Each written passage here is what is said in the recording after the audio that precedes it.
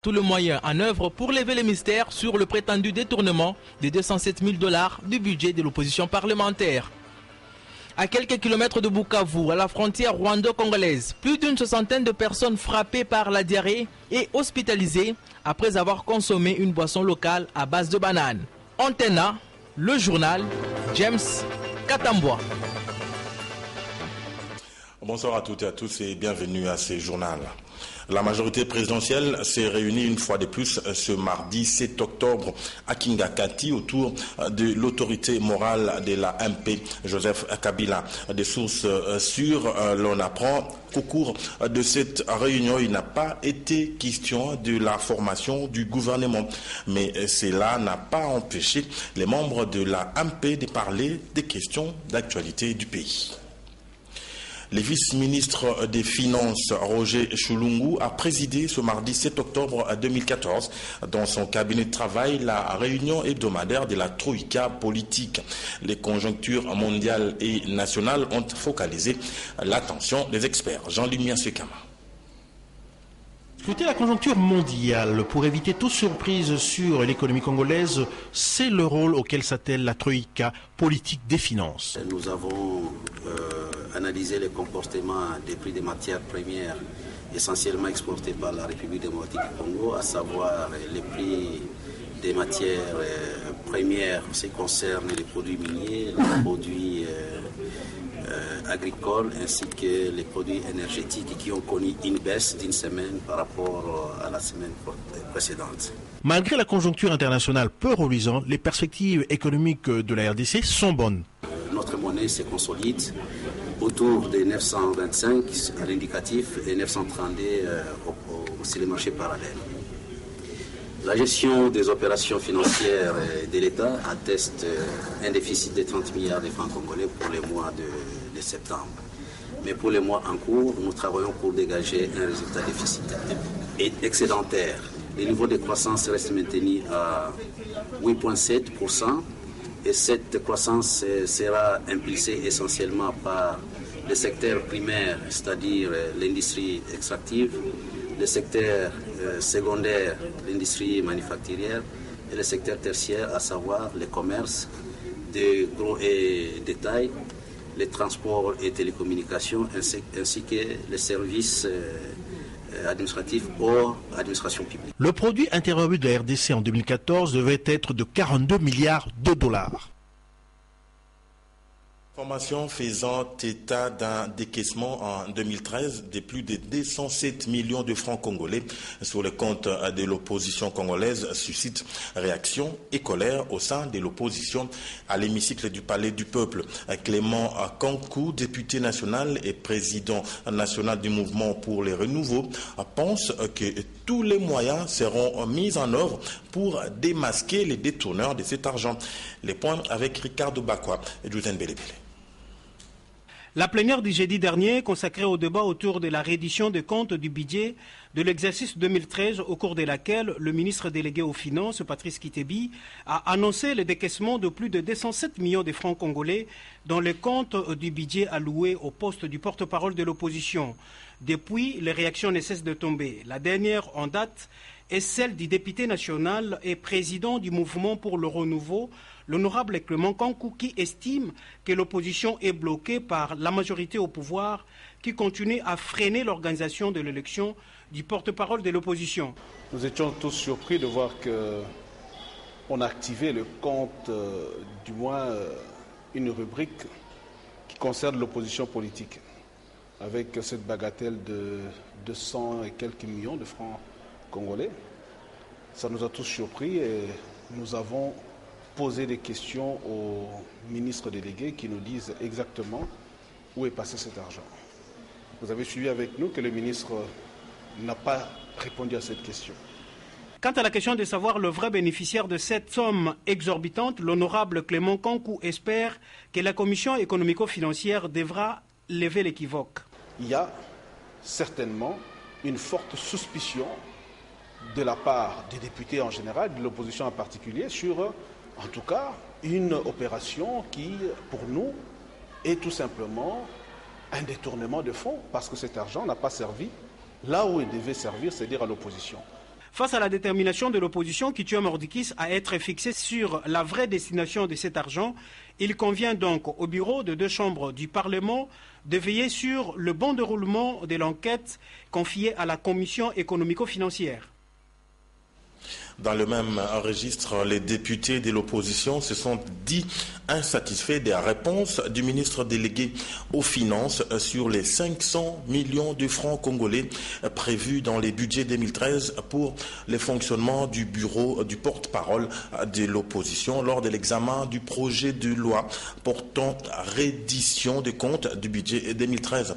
Voilà qui relance à ce jour les débats sur la désignation du coordonnateur de l'opposition qui n'a fait que perdurer. Des explications dans ce commentaire de Laïne Bofando-Bungu. Le délai légal pour la désignation du porte-parole de l'opposition en République démocratique du Congo est largement dépassé. Selon l'article 19 de la loi portant statut de l'opposition, le coordonnateur de cette composante politique devrait être désigné par consensus, à défaut par vote majoritaire, en dehors 1 mois après l'investiture du gouvernement. Et en dehors du consensus selon la Constitution, c'est la plénière qui tranche. Le gouvernement Matata ayant été investi depuis le 9 mai 2012, l'opposition congolaise se trouve du coup hors délai. En effet, au dire de certains députés nationaux membres de l'opposition, ils n'attendent plus que l'organisation de l'élection du porte-parole de l'opposition par les bureaux de l'Assemblée nationale et du Sénat. De son côté, l'opposition dit avoir déjà adressé au bureau de la Chambre basse du Parlement une correspondance l'invitant à procéder à l'organisation de cette élection, les consensus étant difficiles à être dégagés entre les différents groupes parlementaires. Selon toujours la même source, le bureau de l'Assemblée nationale attend d'harmoniser le calendrier avec le Sénat pour fixer la date de cette élection. Parlementaire ou non, le porte-parole de l'opposition devrait être élu par les députés nationaux et les sénateurs, membres des groupes parlementaires de l'opposition. Selon l'article 21 de la loi portant statut de l'opposition, il a rang de ministre d'État et bénéficie des avantages afférents à cette fonction.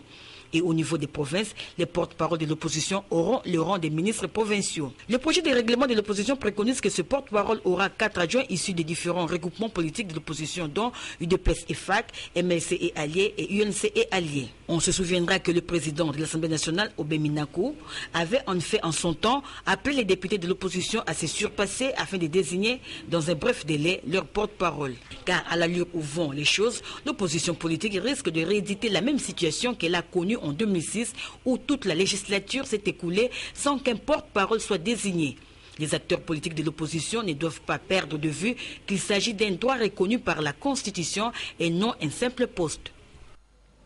Maître Serge Mayamba, l'un des avocats du journaliste Mike Mukebai, incarcéré au CPRK, a réagi ce mardi 7 octobre 2014 face à la photocopie certifiée du journal RD Congo News que le ministère public a présenté à la Cour sur l'imputation dommageable au cardinal Mosengo.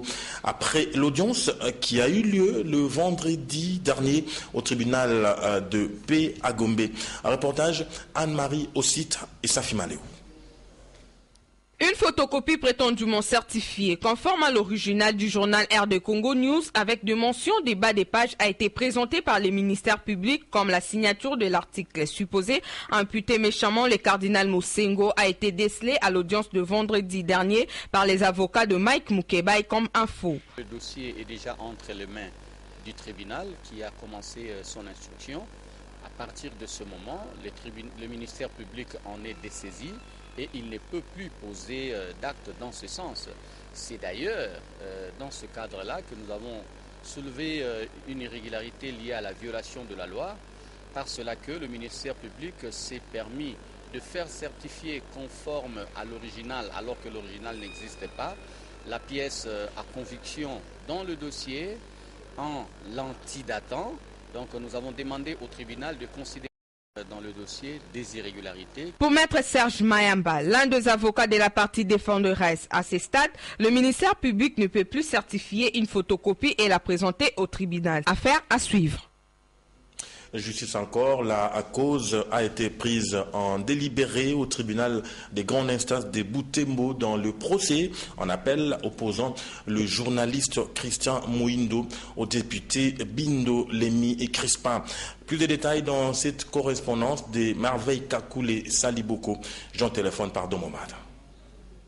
Le tribunal clôt les débats et prend la cause en délibéré. C'est à ces mots que Madame la juge présidente a clos l'audience de ce jeudi 2 octobre 2014 au tribunal de grande instance de Butembo. Une audience dans le procès en appel du journaliste Kahindo Muki Christian contre le député Mbindole Mitono Crispin. Toutes les parties sont sereines et espèrent que le verdict sera en leur faveur. Tel Maître Seki Rakiwa Souvamo qui défend les intérêts de l'éditeur-directeur du journal Rafiki. Il fallait que la partie Mbindole puisse jouir de son droit de réponse. Parce que si on permet en fait à tout le monde de poursuivre les journalistes, cela va vider même le sens du droit à la liberté de la presse et même le droit à l'information. Alors pour cela, de l'esprit de cette loi sur la liberté de la presse, il est vraiment indiqué qu'on puisse d'abord faire son droit de réponse avant de saisir les cours des tribunaux, puisque la mauvaise foi des journalistes ne peut être établie que si il a refusé le droit de réponse. Mais dans les cas d'espèce, ils n'ont pas voulu jouir de ce droit. Pour sa part, Maître Jimmy Perouzi, avocat du député national élu de la ville de Butembo, affiche une même attitude.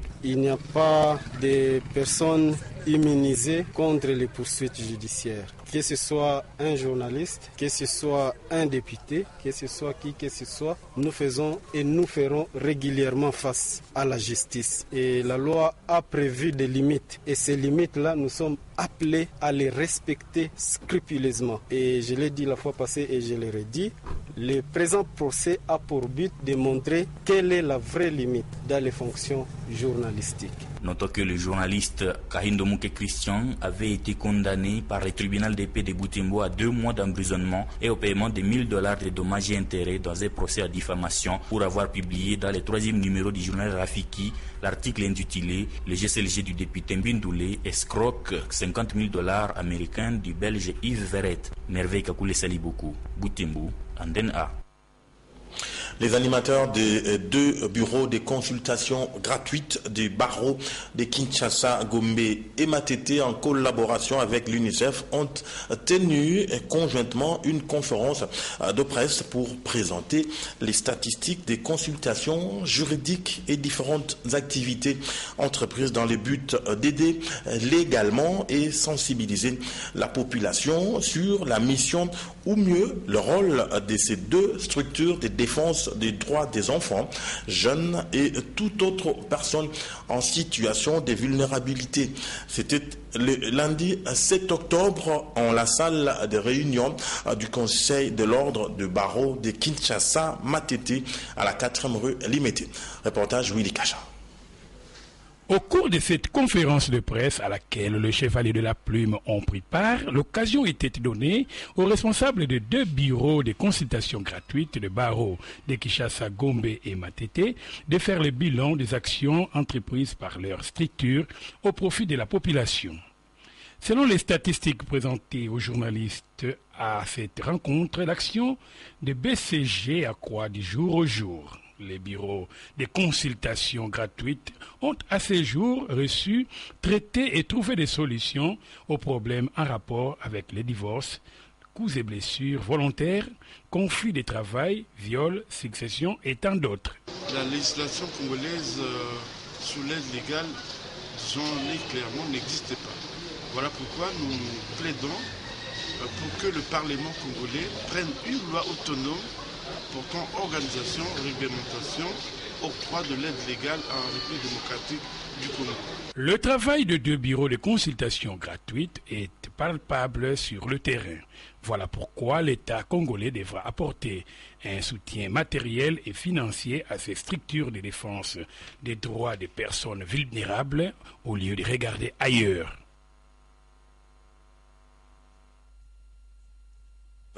Aucun cas d'Ebola n'a été enregistré depuis plus de 11 jours à Djera, dans la province de l'Équateur. Selon le docteur Justus Ngio, expert épidémiologiste et coordonnateur du plan de contingence de l'épidémie dans ces territoires de Boendé, la situation est sous contrôle et sous la maîtrise des équipes de surveillance mises en place à Boendé. Suivez. Il faudra attendre 42 jours à partir du 26 septembre pour décréter la fin de l'épidémie, à condition qu'il n'y ait aucun nouveau cas dans cette période. Concernant la guérison de 27 personnes atteintes du virus à Ebola, le docteur Josincio a indiqué qu'à l'heure actuelle, la riposte contre l'épidémie n'a atteint que 17% de guérison. Les dernières statistiques de l'épidémie d'Ebola à Djera données par le ministère de la Santé a fait état de 42 personnes décédées sur les 70 cas d'Ebola enregistrés depuis le mois d'août dernier à Djera. Les habitants de cette localité se sont quand même plaints de la stigmatisation dont font l'objet des malades, même du paludisme de la part de personnel de la santé. Ces derniers les assimilent tous aux victimes à Ebola. Ce qui a incité la MONUSCO à dépêcher à Bowende une équipe de volontaires pour apporter un appui logistique au système sanitaire et pour la prise en charge psychosociale. Cette nouvelle n'est pas du tout bonne comme la précédente. À Kamanyola, dans la plaine des Ruzizi, à la frontière séparant la RDC et le Rwanda, plus d'une soixantaine de personnes sont tombées malades après avoir consommé une boisson fabriquée à base de bananes. Mitima de la Chance, notre correspondant à Bukavu, nous en dit un peu plus. De personnes sont internées dans différentes cités situées à la limite entre la République démocratique du Congo, le Rwanda et le Burundi. Ces personnes auraient consommé la boisson locale communément appelée Kasiksi, fabriquée à base du jus de banane mûre. Selon les témoignages recueillis sur place, c'est depuis vendredi passé que toutes ces personnes ont consommé cette boisson chez leurs compatriotes du quartier. Curieusement, après quelques heures, toutes ces personnes, hommes ou femmes, petites ou grandes, qui l'ont consommée, ont attrapé immédiatement la diarrhée avec beaucoup de faiblesses physiques. Même les membres de la famille dans laquelle elles ont pris la boisson se sont retrouvés dans le même état, ce qui les a fait croire à l'idée d'empoisonnement par un inconnu. Dans les structures sanitaires où nous nous sommes rendus, le personnel médical s'inquiète de cette situation. Ce personnel soignant indique que toutes ces personnes présentaient des signes de déshydratation accentuée, mais à part les perfusions qu'elles reçoivent depuis le week-end, ces structures médicales s'activent de les administrer aussi des antidotes. Le retour des Kamanyola dans la plaine des Ruzizi. Mitima de la Chance, Antenne A. À travers le projet Kinshasa Rose, la structure International Working Lady procède à la sensibilisation et à la mobilisation de la capitale contre le cancer du sein. C'est ainsi qu'elle organise le 25 octobre prochain le marathon de l'espoir qui partira du boulevard Triomphal jusqu'à la gare centrale. Une fois de retour sur ce boulevard Triomphal, un village de l'espoir sera érigé pour un dépistage gratuit. L'annonce a été faite au cours d'une conférence de presse animée ce 6 octobre par Patricia Nzolantima, l'initiatrice du dit projet. Igmou Sangilay et José Moussangana. Selon l'OMS, chaque année dans le monde, environ 1 million de cancers de sein sont diagnostiqués et 400 000 femmes en décèdent. En République démocratique du Congo, cette maladie touche non seulement des femmes ménopausées, mais aussi et surtout les plus jeunes. Ainsi, pour sensibiliser l'opinion tant nationale qu'internationale, la structure International Working Lady organise avec ses partenaires plusieurs activités dont le marathon de l'espoir prévu pour le 25 octobre prochain. De près, c'était de pouvoir informer les gens par rapport au marathon que nous organisons relatif au cancer du sein, qui sera Kinshasa Rose, dont l'objectif c'est de pouvoir sensibiliser, mobiliser toute la population congolaise sur le risque du cancer de sein et surtout le soutien dont on a besoin à travers les médias, à travers des personnalités par rapport à ce fléau qui touche de plus en plus des femmes de la RDC. Le marathon est prévu pour le 25 octobre et par la suite, au fait, en même temps en partenariat avec le ministère de la Santé, nous allons au fait justement organiser ce dépistage et ce qui est bien, c'est que même la présidence s'est impliquée par rapport à ce projet pour pouvoir aider certaines femmes à se faire dépister. Kinshasa Rose est un programme qui intéresse non seulement les femmes, mais aussi les hommes, car selon les experts, même un homme peut contracter le cancer du sein. L'occasion est donc donnée pour le dépistage après ce marathon. Selon l'OMS, tout à fait autre chose à présent. Réunis les dimanches derniers dans la paroisse Sacré-Cœur à la Gombe, les ressortissants et personnalités des deux Kivu ont tenu à honorer la mémoire de 3 de leurs évêques décédés pour la bonne cause. Lucie Mahamba et Natacha Bomongo. Pour honorer la mémoire de 3 évêques décédés dans des circonstances plus ou moins troubles, les ressortissants du Nord et Sud Kivu à Kinshasa ont demandé une messe d'action de grâce en souvenir de Messeigneurs Charles Mboga, Muzihirwa et Kataliko, dont la fondation Kataliko fête les 10 ans. Cette célébration eucharistique a été précédée par des témoignages. Pourquoi Monseigneur Kataliko est-il devenu insupportable en air du Congo et aux hommes de Kigali? Tout simplement parce qu'il est un homme vrai, au parler franc, un homme qui ose dire tout haut ce que beaucoup de personnes pensent. N'oublions pas que son prédécesseur, Monseigneur Muzihirwa, a été lâchement assassiné en pleine ville de Bukavu en 1996. Plusieurs autorités politiques et personnalités de Kivu ont pris part à cette messe, parmi lesquelles le gouverneur du Sud Kivu, le ministre de l'Agriculture, les sénateurs, etc. Pour le participant, ces évêques et particulièrement Monseigneur Kataliko devraient être canonisés. Il ne reste plus qu'à l'Église catholique d'entamer la procédure. Alors à présent, faire la lecture des parutions d'aujourd'hui dans cette revue de presse signée Domomad.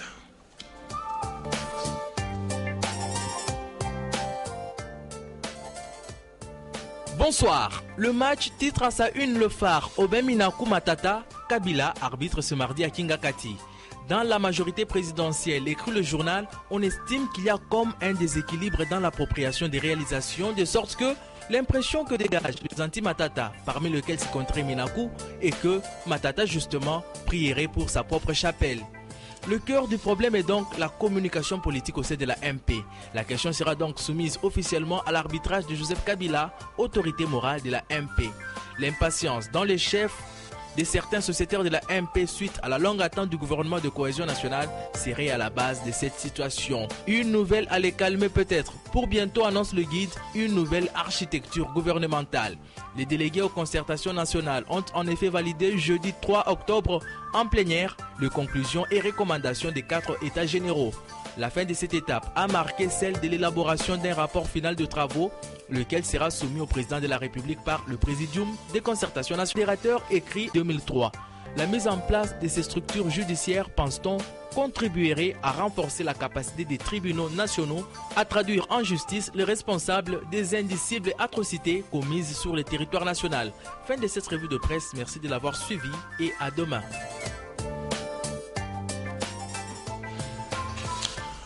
Prenons à présent cette page magazine sur les séjours au Katanga d'une délégation de la CENI, délégation conduite par les vice-présidents André Mpungwe. Eric Izami revient ici dans cette page magazine sur l'étape de Lubumbashi et celle de Kolwezi. Les élections de 2011 ont déçu plus d'un Congolais. La Commission électorale nationale indépendante l'a compris. Sa nouvelle équipe dirigeante va à la rencontre de ses partenaires pour lancer les cadres de concertation. À Lubumbashi, après s'être fait annoncer au gouvernorat, son vice-président André Mpungwe Songo y a été au bâtiment du 30 juin 1960. À la veille des élections urbaines, municipales et locales, l'organisation des cadres d'échange avec les parties prenantes s'avère indispensable. C'est là pour nous permettre de bien serrer l'ensemble des enjeux électoraux, de communiquer, d'informer, de sensibiliser et de prendre des initiatives afin de parachever le cycle électoral 2013-2016. Puis les mêmes acteurs ont partagé avec d'autres parties prenantes le même message à la mairie de Lubumbashi. Nous voulons après ce processus. Moi je suis né ici au Katanga. J'ai verrai après le processus rentrer ici circuler à l'homme libre. Nous sommes dit après les élections, nous allons circuler sans garde de compte. Et c'est pourquoi nous tenons à cette élection réussie. Et nous allons réussir. C'est pourquoi nous avons ce genre de cadre de concertation. Tout ensemble, on échange sur le processus sur les différents états. Après Lubumbashi, considéré comme le pôle opérationnel du Haut-Katanga, la délégation a lancé également ses espaces d'échange d'informations électorales à Kolwezi, dans les lois là-bas. Il y a beaucoup de spéculations et beaucoup d'entre vous Parce qu'hier, quand j'étais là où vous êtes, je pensais que les élections, c'était une affaire facile. C'est délicat. Et parce que c'est délicat, nous avons décidé dans notre plénière qu'il était important que nous puissions faire un rapprochement permanent.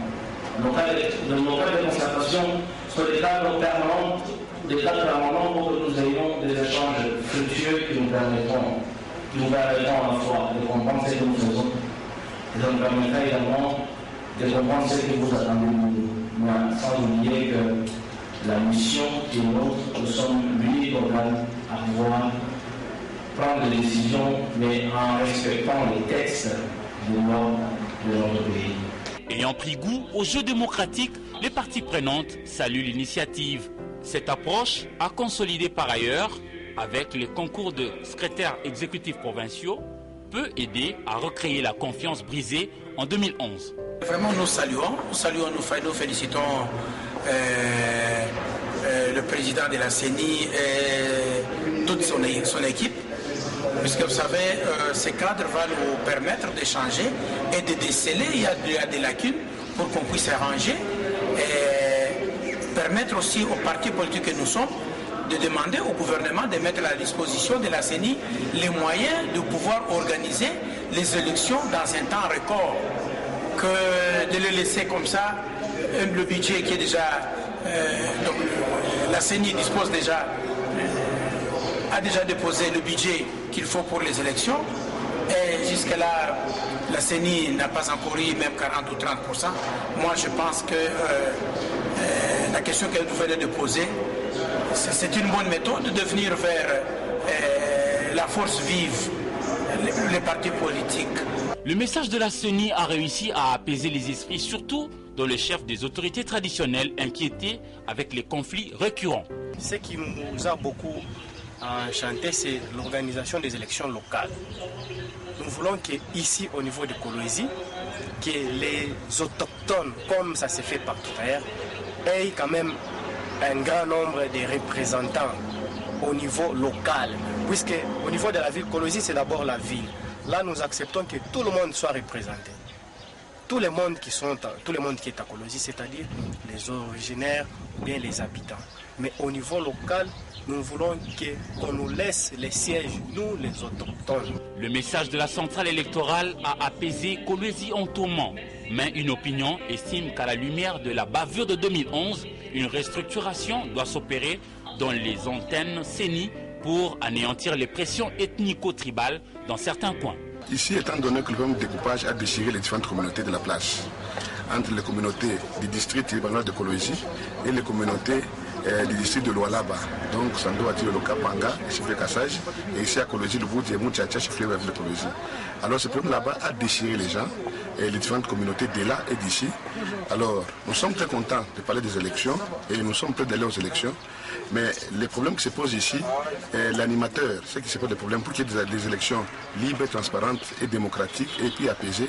Nous voulons que le président de la CENI, M. Labé, et le référent M. Labé Maloumalou, que nous respectons beaucoup, puissent nous amener une personne neutre, donc en dehors des tribus des communautés antagonistes ici.